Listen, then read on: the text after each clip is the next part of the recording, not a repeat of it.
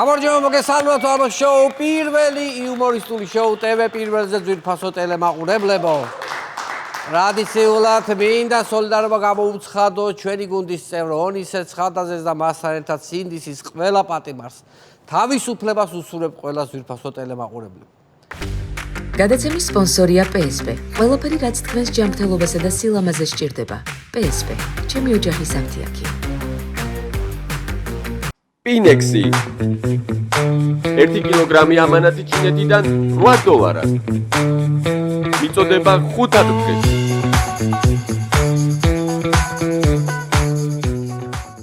გადავდივართ ცენტრალურ თემაზე. ცენტრალურ და თავზარდამცემ თემაზე ხალხო. 3 დღეა დანაპირს არ მიხსნის. ისეთ დღეში ვარ. დავიწყოთ მოკლედ. აგერ უკვე 3 დღეა ქართული ოცნება უიმედოდ არის ძვირფასო მეგობრებო. ამ სიტყვის პირდაპირი და გადატანითი მნიშვნელობით. პირდაპირი იმიტომ რომ დიდმა ბრიტანეთმა მთავრობის პროპაგანდისტული არხი იმედი დაასანქცია რუსული პროპაგანდის გამო და გადატანითი მნიშვნელობით იმიტომ რომ დიდმა ბრიტანეთმა მთავრობის პროპაგანდისტული არხი იმედი დაასანქცია რუსული პროპაგანდის გამო. იმედთან ერთად პოზიტივიც დასანქცირდა ძვირფასო მეგობრებო. ვიცით ალბათ რას ნიშნავს დიდი ბრიტანეთის სანქციები. მათი ანგარიშები გაიყინება და ნებისმიერი საბანკო და ფინანსური ოპერაციის შესრულება შეიძლება გახდება შეუძლებელი ძვირფასო ტელემაყურებლები. მინდა შეგახსენოთ 6 წლის წინ კორონა პანდემია. რატომ მინდა შეგახსენოთ? იმიტომ რომ 3 დღის წინ ტელეკომპანია იმეს და პოზიტივის დაუდასტურდა ვირუსი ძვირფასო მეგობრებო. ეს ვირუსი ისეთია რომ ბევრი გზით გადადის, მაგალითად გადადის გადარიცხვით, გადმორიცხვით, რეკლამის მიტანით, ხელშეკრულების გაფორმებით, ასევე აქტიური მხარდაჭერით, ხო და მოგმართავთ სერიოზულ კომპანიებს და ბიზნესმენებს. ნუ შეუქმნით საფრთხეს საკუთარ სტატუსს და ფინანსებს, დაიცავით დისტანცია. ესე იგი იმ კომპანიებს, ვისაც იმედში რეკლამა მიაქვს, ისინი შეიძლება სანქციების ქვეშ მოექცნენ. დააკვირდით, ოპოზიციურ არხზე ხომ არ მოჰქონდათ რეკლამა და მიჰქონდათ მხოლოდ იმედში. იმდენად თვალსაჩინო იყო, რომ ღმერთმაც კი შეამჩნია ძვირფასო მეგობრებო. და მოუვლინა ამ ხელა რისხვა. წოდების მონანიება რომ დაიწყოს, ახლა ბიზნესმა ღმერთმა შეიძლება აპატიოს. მაგრამ დიდი ბრიტანეთი, რა ვიცი, არ ამგონია დიდმა ბრიტანეთმა აპატიოს.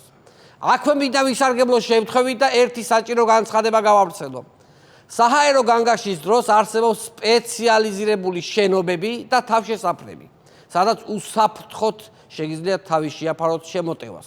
ხო და ბიზნესმენების საყურადღებოდ, ახლა არის გამოცხადებული ფინანსური განგაში, ვანო შოუ გთავაზობთ სპეციალურ თავშესაფარს. დროებით მაინც, რომ ამ შემოტევას გადაურჩეთ, ხდებით, მოიტანეთ თქვენი რეკლამები და განათავსეთ დაცულ სივრცეში.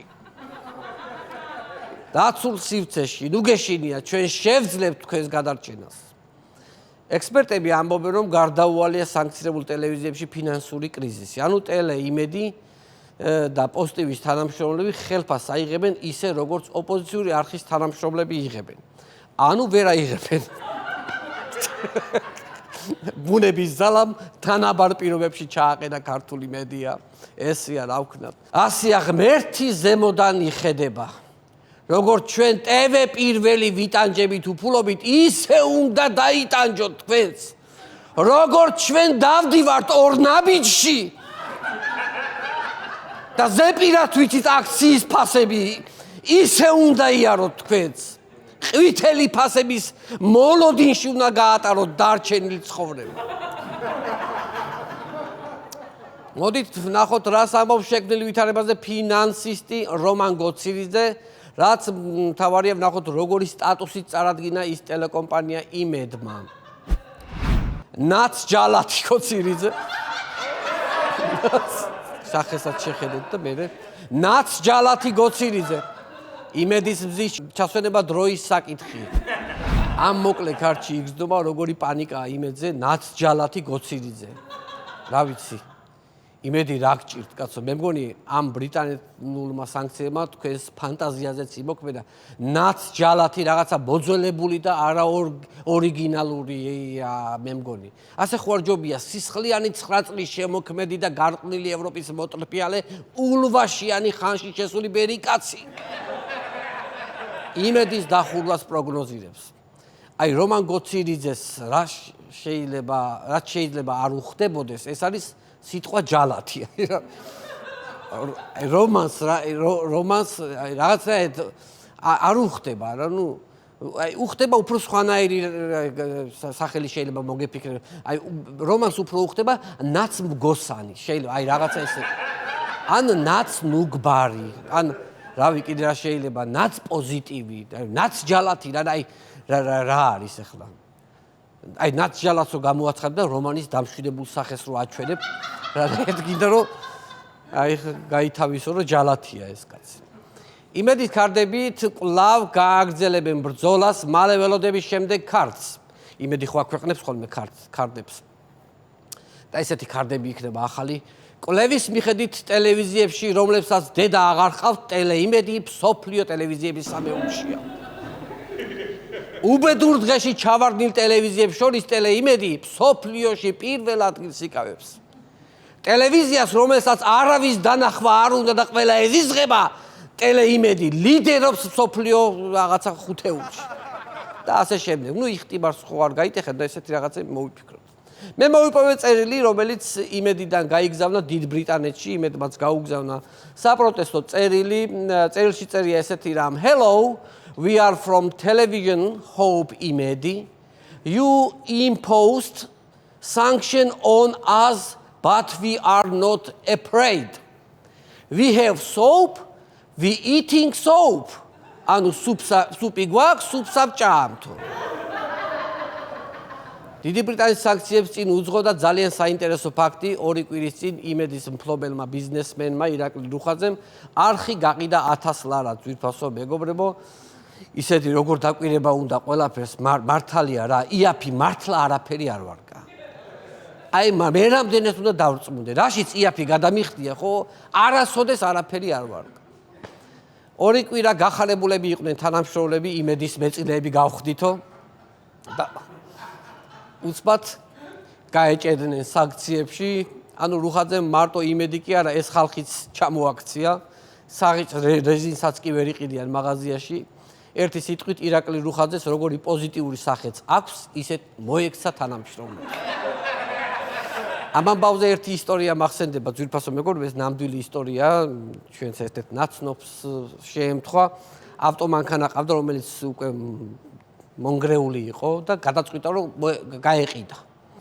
რომ გაეყიდა და ეს მანქანა როგორც იქნა ვიღაცა კლიენტი ნახა ავტობაზრობაზე, ხო და ეს მანქანა მიყიდა ამ ადამიანს, ეს მონჯღრეული მანქანა, გადაუფორმა და უკანა გზაზე ამ ვისაც მიყიდა იმასთან ერთად ბრუნდება თბილისში. აი რუსთავიდან მოდის და გზაში ურეკავს ახლობელი და რა ქენიო რა გაყიდე.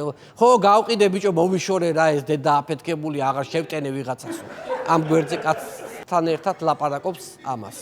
ნამდვილი ამბავი მართლა ჩვენ ნაცნობს შეებ. აი ზუსტად ასე გაყიდა ირაკლი რუხაძემ 1000 ლარად ტელეკომპანია იმედი. მე რა მიკვირს იცით, ტელეკომპანია იმედში წლებია უკვე აკეთებენ ერთ პროექტს, აკვირდებიან და საბოლოოდ ადგენენ ვინ არის. ხან კენგურუს ფორმაში გია ბაღაშვილი აღმოაჩინეს, ხან ფარშევანგის ფორმაში სოფო ბედია, მაგრამ ირაკლი რუხაძე რომ ცხვრის ფორმაში გამოხვეული მელა იყო, ეს ვერ გამოიცნო ვერავინ. არ ვიცი პროექტი ვინ არის, კიდევ რამდენ ხანს გაგრძელდება, ლიცენზიას ვინ გაუგრძელებს არ ვიცი, მაგრამ ახლა იმედში რომ შეხვიდე, ყველა თანამშრომლებს ამ პროექტის კოსტიუმები აცვიათ, რომ ბრიტანეთმა არ იცნობს. სანქციებს ემალებიან ესეთი ფორმით. საერთაშორისო პროექტების გარდა პრობლემა შეექმნება სხვა გადაცემებსაც და ფილმებსაც. მოკლედ, რომ ვთქვათ, იმედზე ქრონიკა რომ დამთავრდება, მერე გამოვა მაგდა ანიკაშვილი და მოგვიყვება თურქულ სერიალ ეშფერის სიზმრის მომდევნო სერიის შინაარსს, იმიტომ რომ რეალურად თურქული სერიების ყიდვის უფლებაც ჩამოერთმევათ ამ სანქციების გამო. ამიტომ ძირითადად უფრო მაგდა მოგვიყვება ხოლმე, ან ის მეორე რო ყავთ ირაკლი. რა ქვია, თავიდან რო იყო უცბად რო გახდა და რაღაცნაირად რო ის კაცი. მე ძალიან განვიცდი, არ ვიცი როგორ გააგრძელებენ მუშაობას, მინდა სოლიდარობა გამოუცხადო ტელეკომპანია იმედს. მე დღესვე შემიძლია მოგცეთ გარანტია, რომ ტელეკომპანია პირველის, TV პირველის ეთერს, როცა გინდა მაშინ დაგითმობთ. როცა თქვენ გინდა მაშინ დაგეთმობათ ჩვენი ეთერი. დიახ, მოიტანეთ თქვენი თურქული სერიალები და ჩვენ გავუშვებთ აქ.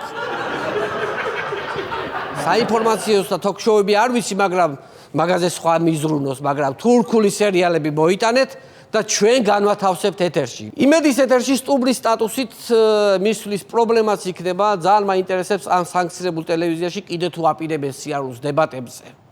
იმიტომ რომ ისეთი მდგომარეობა აქვთ, ჯაჯანიძე სულებსაც კი ვერ გამოიძახებს ისეთი მდგომარეობა, თვითონ სულები იტყვიან უარს ჩვენ სანქცირებულ ტელევიზიაში ვერ მოვალთ, ესეთი მდგომარეობა. მთელი ქართული ოცნება ფეხზე დადგა პროპაგანდისტული ტელევიზიების გადასარჩენად, ზოგმა თანაგრძნობა გამოხატა, ზოგმა გვერდში დგომა, ზოგმაც პირდაპირ დიდ ბრიტანეთს შეუტია. მოდით ნახოთ ოცნების დეპუტატი ეს უმრავლესობის ლიდერი ყოფილა ეს ირაკლი კირცხალია, მაგისი განცხადება არ ვიცი ეს ადამიანი ვინ არის, მაგრამ ეს დიდი კაცი ყოფილა.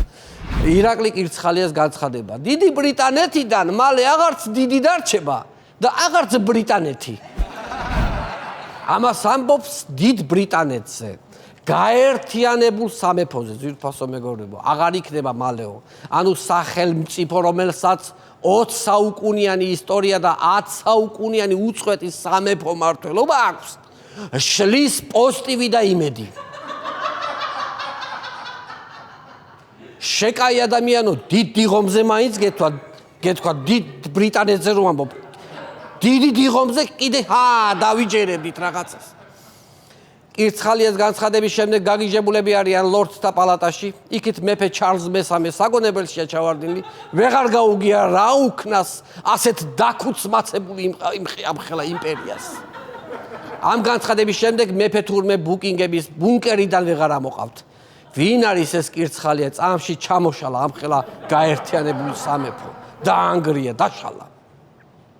მინდა გაგაცნოთ ერთი ინფორმაცია, რომელიც რამდენიმე დღის წინ ოცნების პრემიერ-მინისტრმა ირაკლი კობახიძემ სხვათებასაც შევეხოთ, მე ისეთი თემები იყო, რომ ეს თემა მაინც უნდა თქვა.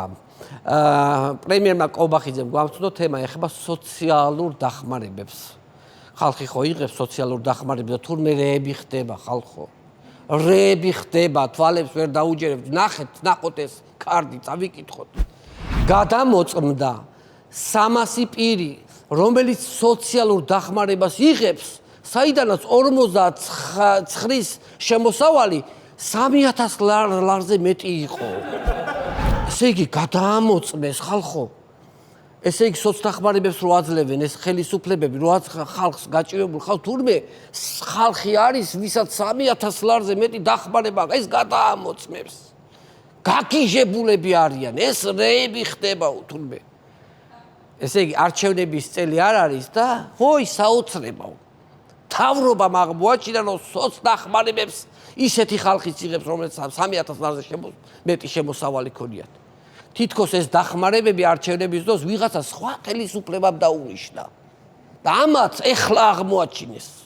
ეხლა მიხვდნენ, ეხლა. შოკირებულია კობახიძე.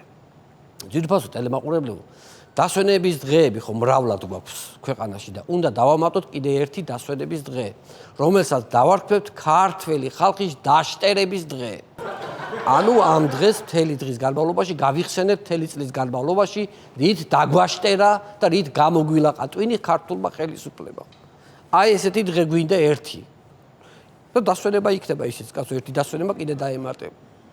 ჩემი აზრით ქართული ოცნება მალე არჩევნებს საერთოდ აღარ ჩაატარებს, ხო და არჩევნებს რომ სრულიად გააუქმებენ, არ გამოურიცხავ აღმოჩნდეს რომ პენსიონერებს პენსია არაფერში აღარ სჭირდებათ. ავადმყოფი წამლის გარეშეც მორჩება, რა პრობლემაა, ადრესულ არ იყო ამდენი წამალი და 100 წელზე მეტ ხანს ცოცხლობდა ხალხი.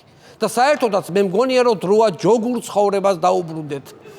იმიტომ რომ ტყეში ცხოველიც ბევრია, ძვირფასო მეგობრებო, ფრინველის და ხეებზე არის კიდე ხილი 1000-ნაირი, რომელიც იჭმევა და ვიცხოვრებთ კბილად და ბედნიერად. ვეღარც უფულობა შეგვაშინებს და ვეღარ სანქცია ხო გავტყიურდებით და ცხოველებს დავემსგავსებით. მაგრამ ჩვენი მოკლემეხსიერების ამბავი რო ვიცი, იქაც ნადირთა მეფეთ ბიძინა ივანიშვილს ავირჩევთ ძვირფასო მეგობრო. აბა ლომი გინდათ? ტყეში კი ვართ, მაგრამ თავარია ბომბები არ გვაცვია თავზე. აი ესეთ რაღაცებს ვიტყვი. დიდი მადლობა, ეს იყო ჩემი მონოლოგი და იმედი მაქვს დიდი ბრიტანეთის გადაწყვეტილების შემდეგ ჩვენ შოუს სულ მალე გააფორმებს ბენდი დამუნა ლეკვეშვილის ხელმძღვანელობით. დიდი მადლობა. გადაცემის სპონსორია PSP. ყველაფერი რაც თქვენს ჯანმრთელობასა და სილამაზეს სჭირდება. PSP. ჩემი ოჯახის ამთიაქი. Pinexi 1 კილოგრამი ამანათი ჩინეთიდან $8. მიწოდება 5 დღეში.